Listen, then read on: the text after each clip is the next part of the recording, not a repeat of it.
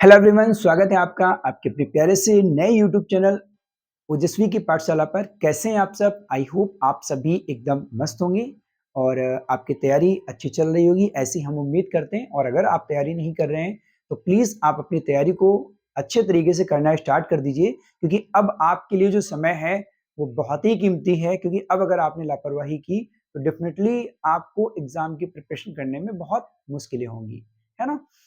तो last video की अगर हम बात करें तो लास्ट वीडियो में हमने ओमनीपोटेंट, ओमनीसिएंट और ओमनीप्रेजेंट को डिस्क्राइब किया था, अच्छे से एक्सप्लेन किया था। आई होप आपने उसको लर्न कर लिया होगा, और अगर आपने लर्न नहीं किया है तो प्लीज उसको लर्न कर लीजिए, क्योंकि वहां से क्वेश्चन आपको देखने को मिल सकता है पेपर में।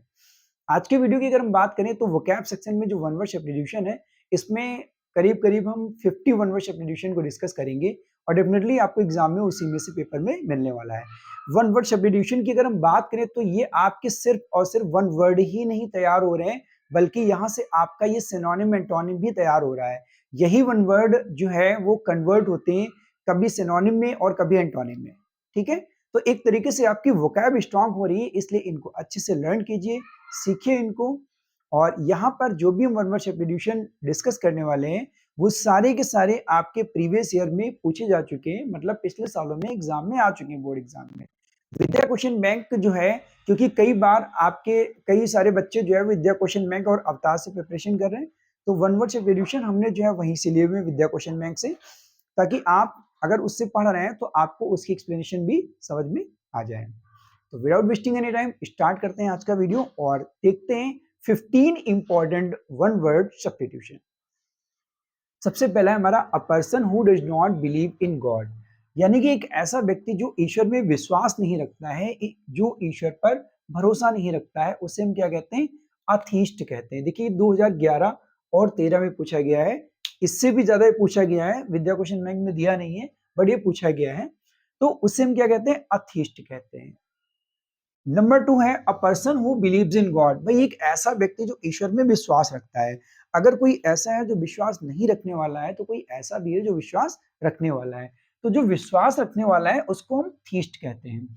अब कई बार होता है क्या कि इसमें लर्न करने में कंफ्यूजन हो जाता है थीस्ट और अथीस्ट में। तो आप यहां पर देखिएगा, ये जो थीस्ट है,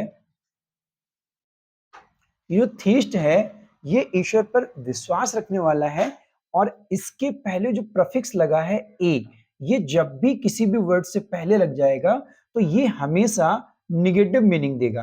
याद रखना, जब भी ये ए या फिर कभी कभी ए बी, ये जो है लग जाता है किसी भी वर्ड से पहले एज अ प्रफिक्स, तो ये जो प्रफिक्स जब लग जाते हैं ए या फिर ए बी, तो हमेशा निगेटिव मीनिंग देते हैं। तो जैसे ही आपको ए दिख जाए किसी वर्ड में जुड़ता हुआ, ऐड होता हुआ, तो आप समझ जाना वहां पर कोई ना कोई निगेटिव मीनिंग देगा। तो इसका मतलब ये हुआ अथीस्ट। तो इसका मतलब ईश्वर पर, एक ऐसा व्यक्ति जो ईश्वर पे विश्वास नहीं रखता है। ठीक है, और ईश्वर पर विश्वास रखने वाला कौन है? थीस्ट है। देखिए जो भी वर्ड हम यहाँ पर डिस्कस कर रहे हैं, कोशिश कीजिए आप वीडियो को देखते देखते इन वर्ड को कमेंट सेक्शन में लिखते जाइए, तो उससे क्या होगा, कमेंट सेक्शन में लिखते लिखते आपको याद हो जाएंगे, है ना? A life history of a man written by himself.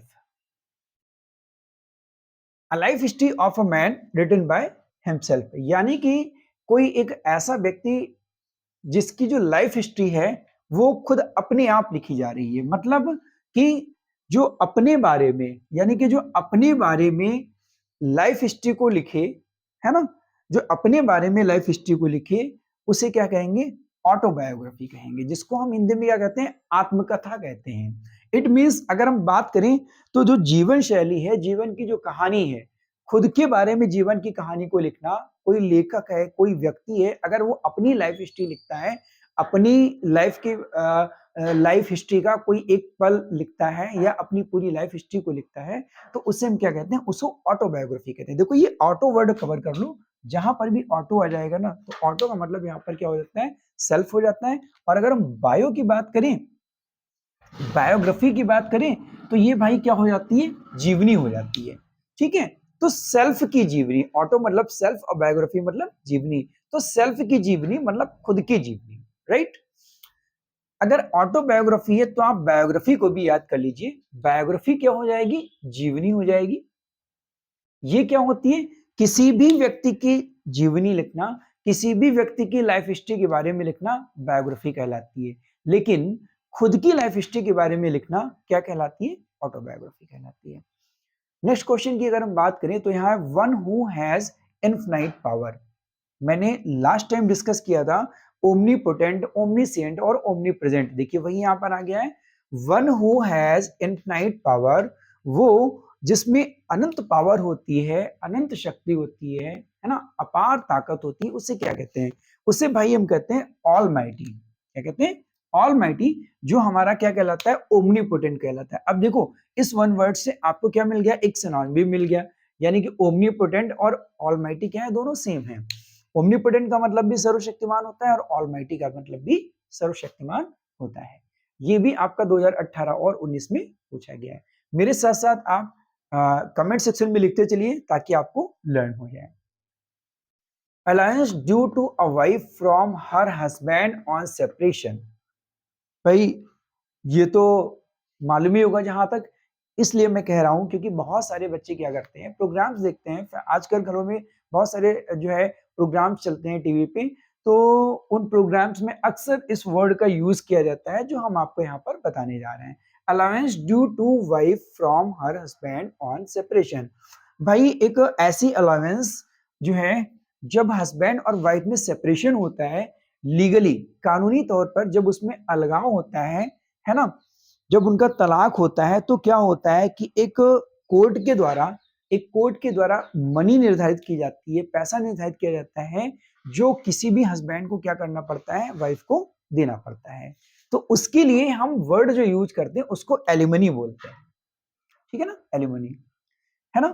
तो ये एलिमनी क्या होती है? एक ऐसी धनराशि होती है, एक ऐसा अमाउंट होता है जब हस्बैंड और वाइफ सेपरेट होते हैं, यानी कि उनका अलगाव होता है। कैसे? लीगली, कानूनी तौर पर। तो कोर्ट के द्वारा निर्धारित एक राशि होती है, उसी को हम क्या कहते हैं? एलिमनी कहते हैं। अ लवर ऑफ बुक्स, भाई किताबों का जो प्रेमी होता है उसे क्या कहते हैं? बिब्लियोफाइल कहते हैं। बिब्लियोफाइल जो है वो किताबों का प्रेमी कहलाता है। 2017 और 18 में से पूछा गया। देखो ये जो फिल है ना, जहां पर भी ये फिल लग जाए, समझ लो वहां पर कोई ऐसा वर्ड होगा जिसको आप बहुत ज्यादा लाइक करते हो। ठीक है, तो किताबों का प्रेमी है भाई bibliophile. Government by the people, of the people and for the people. भाई बहुत आपने लर्न किया होगा, बहुत पहले से लर्न करते चले आ रहे होंगे कि जनता का जनता के द्वारा शासन, है ना।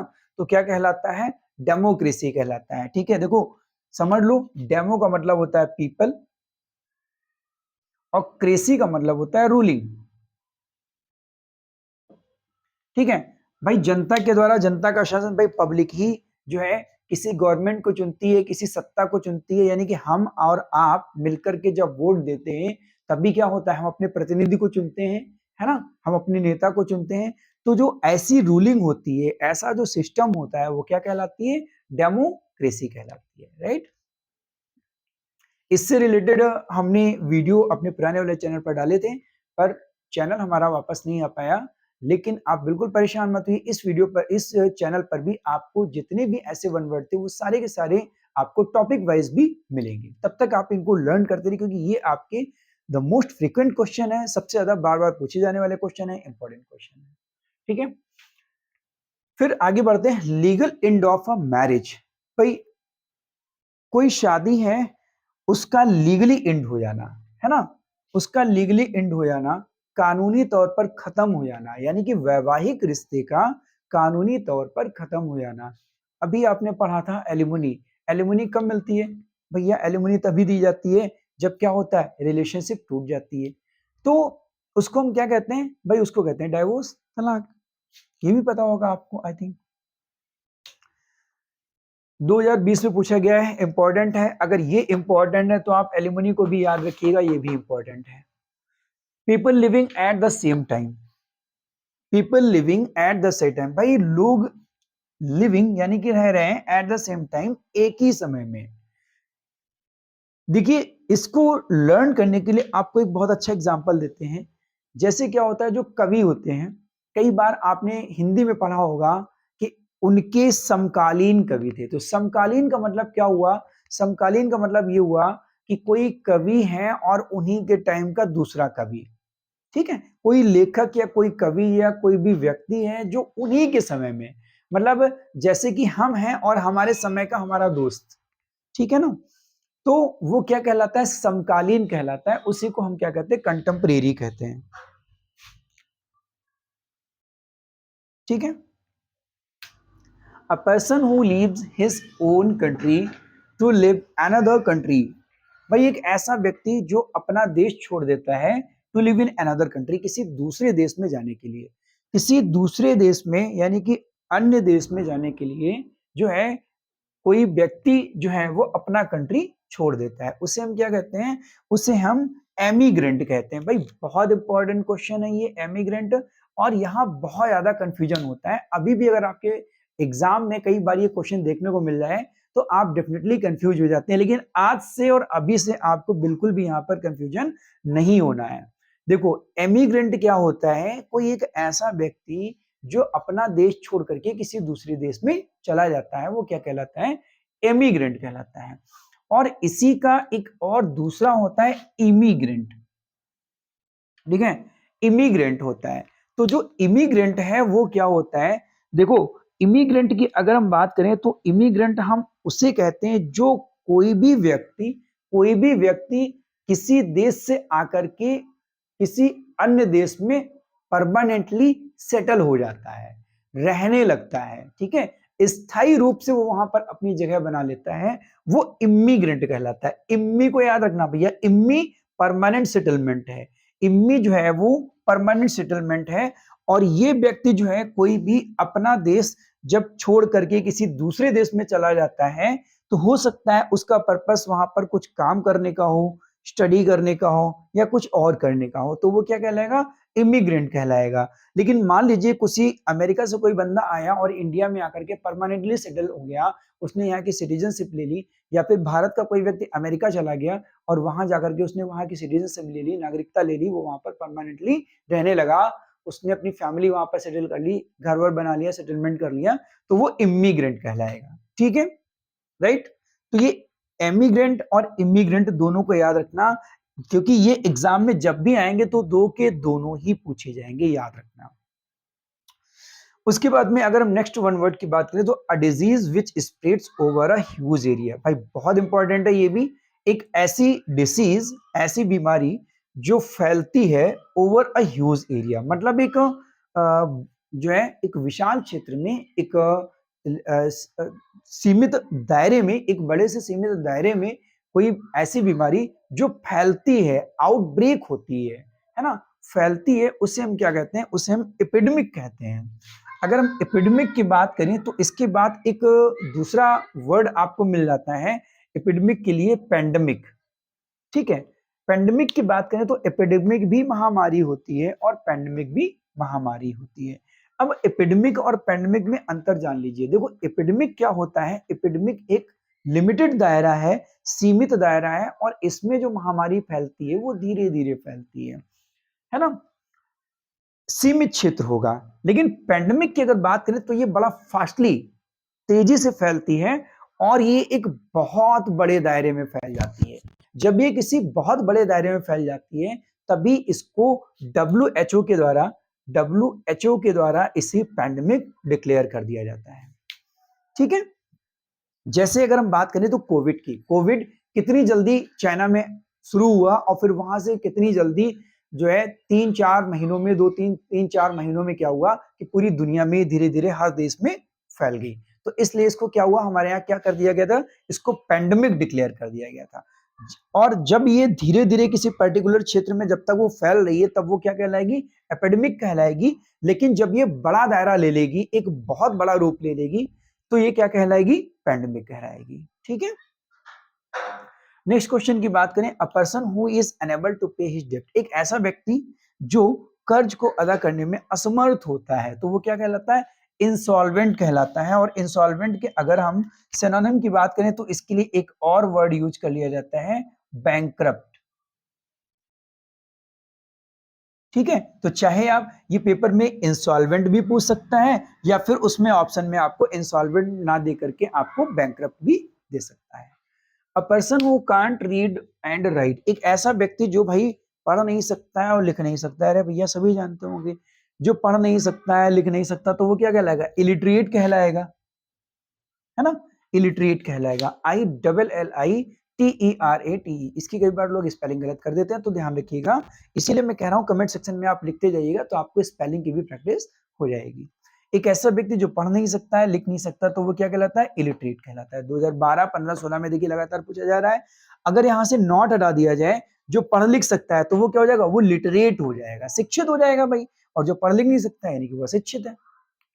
Which can not be corrected, देखिए ये अभी कुछ रिसेंटली एग्जामों में पूछा जाने लगा, पिछले कुछ सालों से ये पूछा जाने लगा है, तो इसे भी आपको लर्न करना बहुत जरूरी है। विच कांट बी करेक्टेड, जिसे करेक्ट नहीं किया जा सकता है, जिसे सुधारा नहीं जा सकता है ना? इट मीन्स कोई सिचुएशन हो सकती है, कोई स्थिति हो सकती है जिसको ठीक नहीं किया जा सकता है ना? तो वो क्या कहलाता है? वो इनकॉरिजिबल कहलाता है, इनकॉरिजिबल कहलाता है। 2013 और 18 19 में पूछा गया है, ठीक है।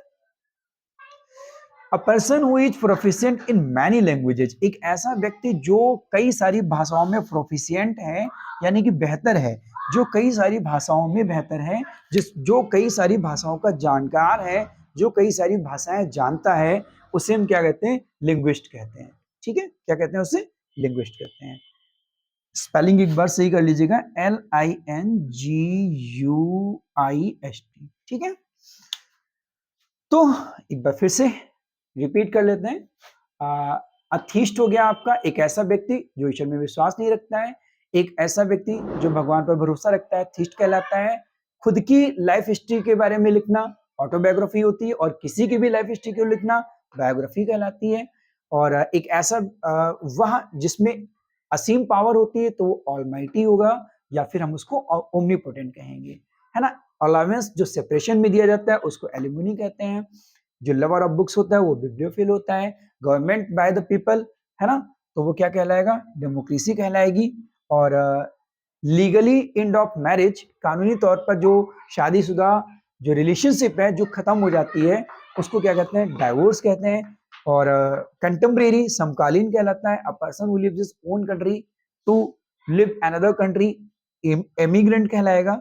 और इमिग्रेंट सेटलमेंट जो कर लेता है किसी देश से आकर के, परमानेंटली सेटलमेंट कर लेता है, वो इमिग्रेंट कहलाएगा। और एपिडेमिक एक लिमिटेड एरिया में जो धीरे धीरे फैलती है। पैंडेमिक जो एक बड़े दायरे में फैलती है जिसको WHO के द्वारा डिक्लेयर किया जाता है। इंसॉल्वेंट जो कर्ज देने में असमर्थ होता है, जो कर्ज अदा करने में असमर्थ होता है। जो पढ़ लिख नहीं सकता है उसको इलिटरेट कहेंगे, जो पढ़ लिख सकता है उसको लिटरेट कहेंगे। जिसे ठीक नहीं किया सकता है, जिसे सुधारा नहीं जा सकता है, उसको हम इनकॉरिजिबल कहेंगे। एक ऐसा व्यक्ति जो कई सारी भाषाओं का जानकार होता है वो लिंग्विस्ट कहलाता है। उम्मीद करते हैं आपको ये चीज क्लियर हुई होगी। If you have any confusion, अगर आपको कोई भी डाउट है, कोई भी कंफ्यूजन है, तो आप हमें कमेंट कर सकते हैं, या फिर आप हमें 8081534147 पर आप मैसेज भी कर सकते हैं। वीडियो अगर आपको अच्छा लगे तो लाइक और शेयर करना बिल्कुल मत भूलिएगा। चैनल को सब्सक्राइब करना बहुत जरूरी है क्योंकि नया चैनल बना हुआ है, तो आप प्लीज सब्सक्राइब जरूर कर लीजिएगा। इसकी PDF आपको टेलीग्राम चैनल पर मिल जाएगी। मिलते हैं नेक्स्ट लेक्चर में, तब तक के लिए थैंक्स फॉर वॉचिंग।